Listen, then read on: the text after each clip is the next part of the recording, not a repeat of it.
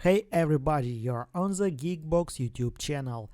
Today I will tell you how to fix HDMI not working on Samsung TV. Let's go. Disconnect your HDMI device from the TV. Open Smart Hub. Source. Connection guide. Select your device type. Audio, video, PC or game console. Select HDMI.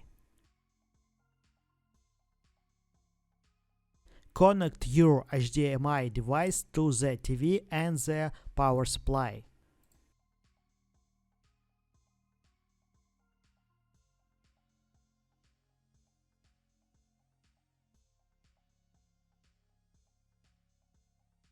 If it doesn't work, open Settings.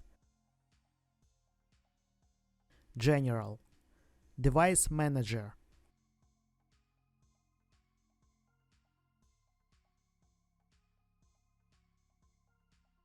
Enable AnyNet. Input signal plus. Try enabling or disabling. If it doesn't work, try replacing HDMI with version 2.1. That's it.